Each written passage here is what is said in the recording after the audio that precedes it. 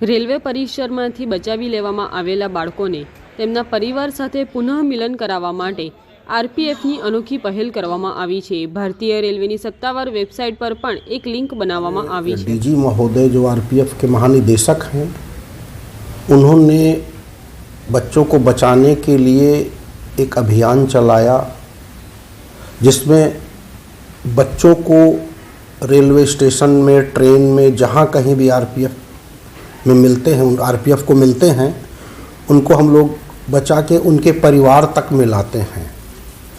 इस ऑपरेशन का नाम हमने ऑपरेशन नन्हे फरिश्ते रखा और इसमें जितना भी आरपीएफ का स्टाफ है, जहाँ कहीं भी उनको बच्चा मिलता है उसको हम लोग लेके आते हैं और स्टेशन में स्थापित चाइल्ड हेल्पलाइन को सौंपते हैं।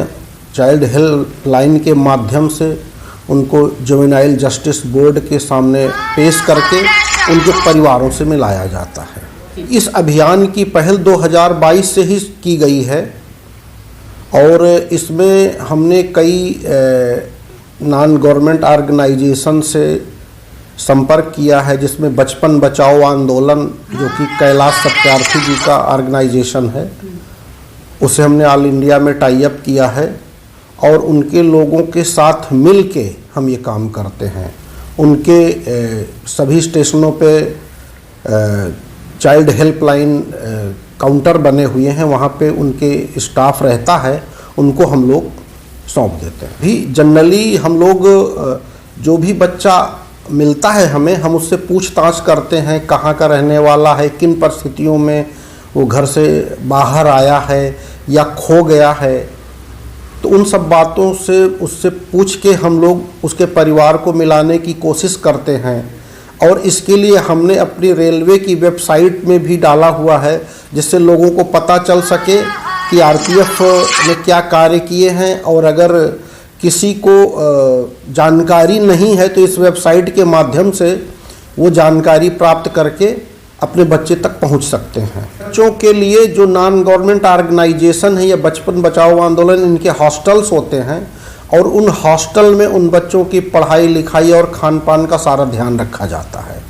और जब तक नहीं मिलते उन हॉस्टल में रहते हैं और उनको इस लायक बनाया जाता है कि आगे चल कर वो कुछ अच्छे इंसान बन सकें। उन्होंने पिछले 2022 में लगभग ऐसे 150 बच्चे, जिसमें लगभग 56 लड़कियां थी और 88 लड़के थे, ऐसे लोगों को बचाया है और बचपन बचाओ आंदोलन और दूसरे एनजीओ के माध्यम से उनको अपने परिवार तक पहुंचाया है। पेरेंट्स को कांटेक्ट जनरली नहीं करना पड़ता, हम ही लोग करते हैं उनसे।